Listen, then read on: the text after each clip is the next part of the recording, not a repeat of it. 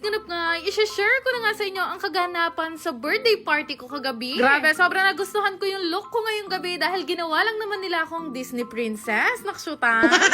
Ngayong gabi kasi isa-celebrate ang aking 25th birthday dito yan sa may Jollibee Pulilan. Pero syempre, bago kami mag-start sa lahat ng gagawin ngayong gabi, ay nagdasal nga muna kami. Habang busy nga ang lahat dito sa loob, eh hindi ko alam na meron palang sorpresa sa akin tong si Bebu. Tsaba niya pala itong si Ate Janela at si Kevin na magpunta nga ngayong gabi. Kaya ilang beses ko na kasing ini-invite si Ate Janela talaga na pumunta. Kaya lang ang sabi niya sa akin, eh marami nga daw silang schedule. Kaya naman pala, kausap na nga pala nila si Bebu at wala talaga akong kaide-ideya. Sobrang laki talaga ng ngiti at gulat ko nung makita ko nga silang dalawa ni Kevin dahil galing pa nga sila ng Baguio. Sobrang sayang nga lang talaga at hindi nga nakapunta yung dalawa kong ate ng Manalo Twins at si Amping. Pareho kasi sila at nagkasabay-sabay silang merong sakit ngayon. Noon pa man, sobrang na-appreciate ko pa rin yung pagmamessage at pagmamahal nila sa akin. At yun na nga, mabalik nga tayo dito sa pinaka-istorya. Nag-start na nga rin sila tumawag sa mga maglalaro nga sa unang game. Di ba nga nakakaupo itong sa Ate Janela, tinawag na nga siya pero ang nakakatuwa kasi game na game rin siya. Sobrang nakakatuwa nga silang pagmasdan dahil yung ilan sa mga kasama dito yung mga lola ko na talaga ding game na game. Grabe, unang palaro pa nga lang to ng Jollibee, tuwang-tuwa na ang lahat at talaga naman wala kayong maririnig na hindi tumatawa.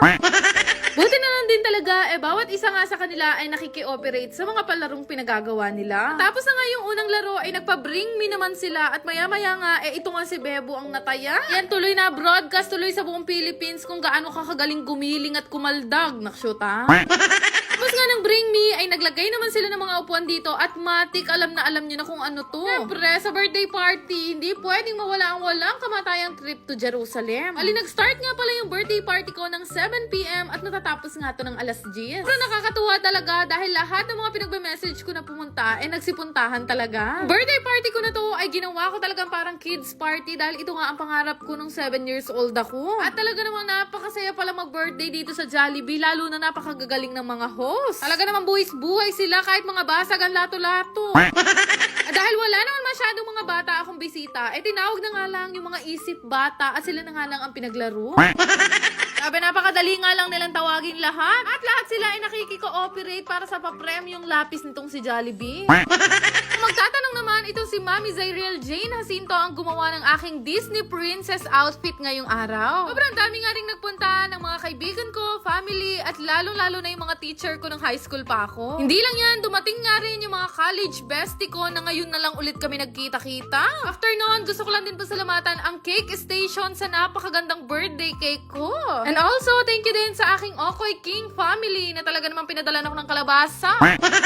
Pagkatapos nga ng palaro, syempre, kakailanganin na nga namin mag-dinner. Naman, huwag kayo maghahanap ng menudo dito dahil nasa loob tayo ng Jollibee.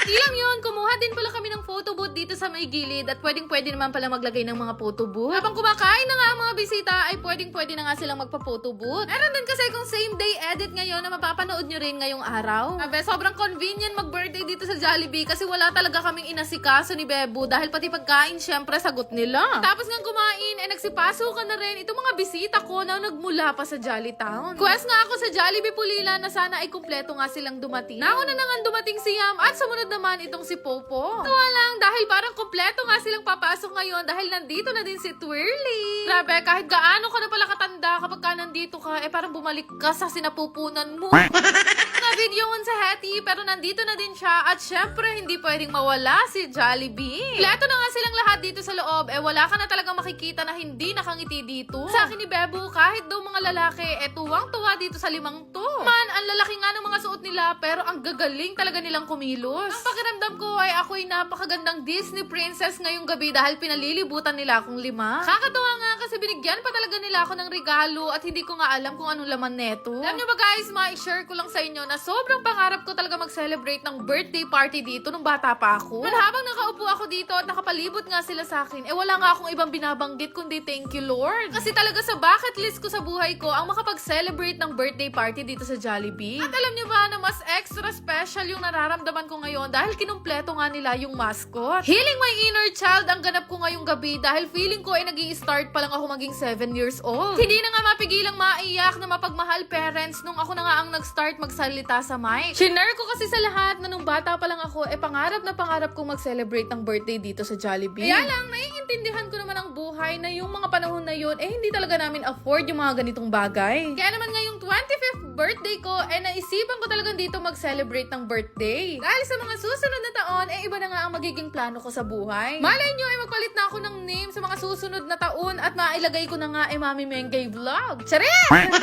Pero ayun nga, sobrang saya talaga ng birthday celebration ko ngayon at gusto ko lang magpasalamat sa lahat ng bumati at nagpunta ngayong gabi. Mga 10:30 na siguro natapos ang birthday party ko at tingnan nyo naman ang Disney Princess, napagod na, nagutom pa, naksyuta nga.